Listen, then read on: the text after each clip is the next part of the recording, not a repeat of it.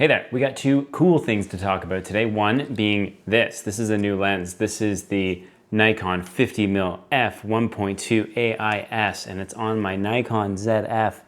And oh my goodness, is this a creamy lens. And the other thing we're going to talk about is a little trip I took today to Toronto where I did a little bit of street photography. And we're actually going to talk about that first. So we're going to throw to Chris in Toronto from earlier today, and then we'll come back and we'll talk about this. Hey, yo, so we're in Toronto. We've got like 30 minutes before I have to be somewhere. And I wanted to do a little bit of photography as I walk to the place I have to go.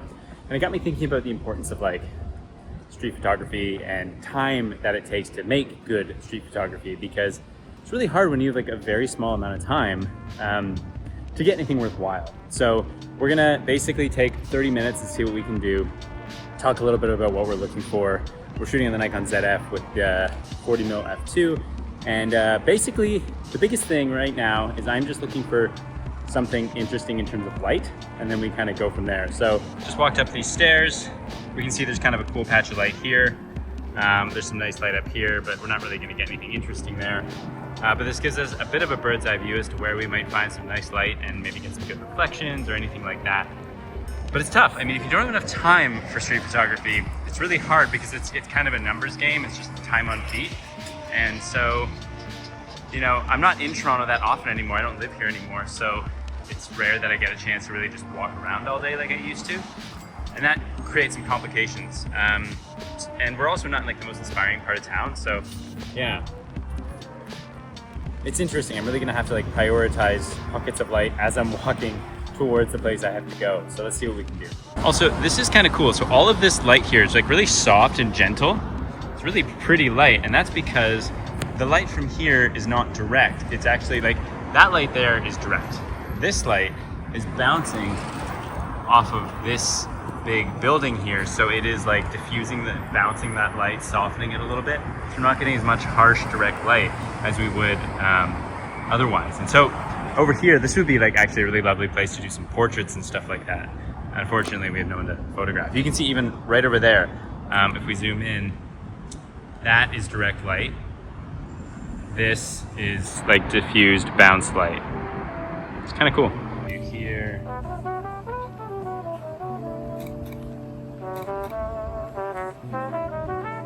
This is weird though. There's just like not a lot of people walking around. Normally it'd be busier than this. I don't know. It's been really, really hot the past few days, so it could just be that people are like tired of the heat, but it's quiet. It's very quiet. I don't know, it's interesting. Let's see what we can do. This is kind of neat. We're gonna play with this shape from the zero. We got nice red pants. It's always good to have something stark and bright. That helps. All right, that's something maybe. Basically what I've decided is like, if I'm gonna continue to make some photos right now, I just have to lean into it being quiet. So I want my photos to feel quiet. I want them to feel like there's not much going on here, like it's a quiet, desolate spot. Like why is Toronto so quiet right now? I want to evoke that feeling. So we're going to create a lot of spaciousness. We're going to try and isolate people in wider spaces if we can, and just sort of like show the feeling, which is like, I don't know, Toronto feels weird today.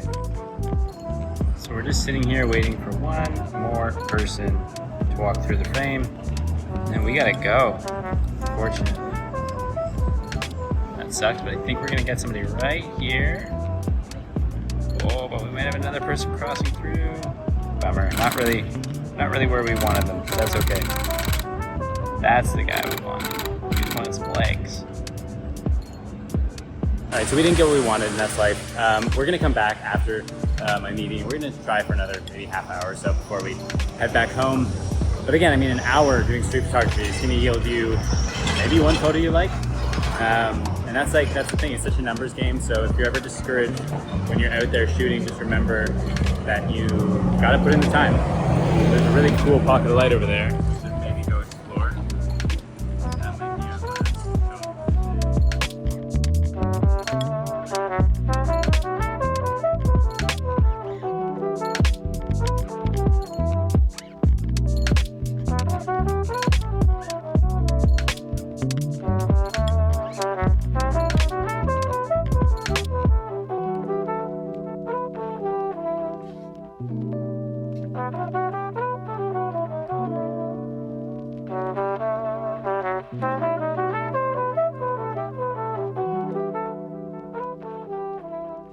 So I'm not sure if that was very well articulated, but basically what I was getting at is that street photography is it's a numbers game. It's time, it's effort. It is just walking all the time. It's just constantly walking around with your camera. And something that I've really struggled with over this past couple of years, not living in Toronto, is that I don't really have access, in the same way that I did. When I go away to New York or Chicago or something like that, I walk around all the time. That's how I get everywhere. So I have the opportunity to then take a lot of photos, and I purposely build that into my day. But the past couple of years, as I've been going and back and forth to Toronto, doing a lot of work there and stuff, I'm just not taking the time. I mean, you saw it, I didn't really get anything good.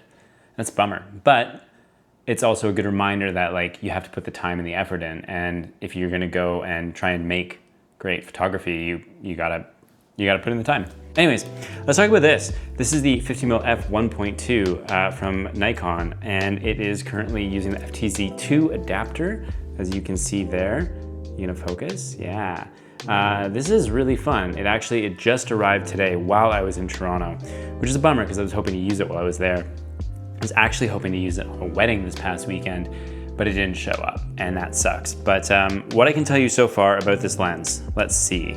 I can tell you that at f1.2, focusing on it is not impossible, but it's definitely something that you gotta get used to a little bit.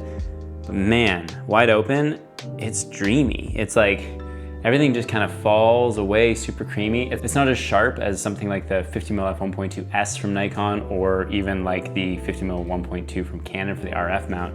It's more akin, I would say, to the softness that you get out of the 50mm f1 from Canon, that old lens, or maybe the 50mm f1.2 as well.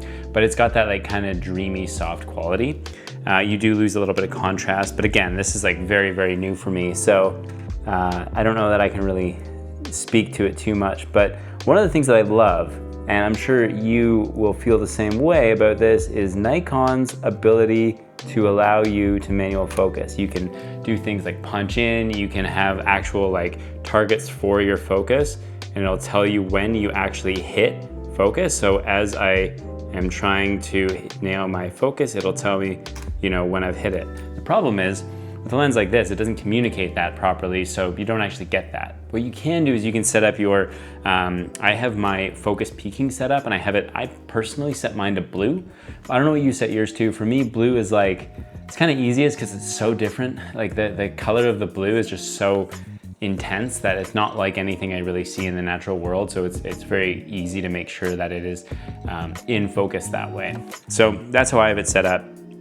But having said that, yeah, this lens is if I zoom in, even just looking at the back of the screen, it's crazy, chromatic aberrations and stuff like that. This is not a clean lens, but it's really pretty. And I'm super stoked to get to it. So what are some of the nice vintage lenses you like to adapt to your ZF? Because I want to get into doing that more, and I just don't have a lot of them. I have the 55mm f2.8 macro that I use for detail shots. The problem is the focus ring on it is super, super sticky, and it's really, really frustrating. The other thing that I have is a whole bunch of fun old Minolta glass and stuff like that. But I'd be curious, what do you like when it comes to Nikon, their older Nikon lenses that work really well for your Nikon ZF system? Let me know in the comments. I do actually have the Typoc, or Thypoc, I don't know how you pronounce it, 28mm coming my way soon. They sent it to me, I got a tracking number and everything, and I'm super stoked for that. They're also gonna be sending me their 50mm in the near future too, so that'll be cool. And with those ones, what's nice is you can use all of the manual focus assists that you would get out of the Nikon camera, and so that's really great. But for now, it's just using things like magnification and focus peaking and stuff like that. So super cool. I'm excited to check it out. If you want to see a video all about this lens and you want to hear my review of it, let me know in the comments below.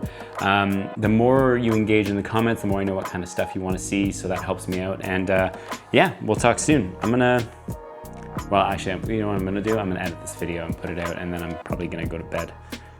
But I'll probably end up just pretending I'm gonna do that, and then instead going and messing around with this camera and this lens combo, because it's really fun. And who needs sleep, right? Okay, bye. Nice to see you. Bye.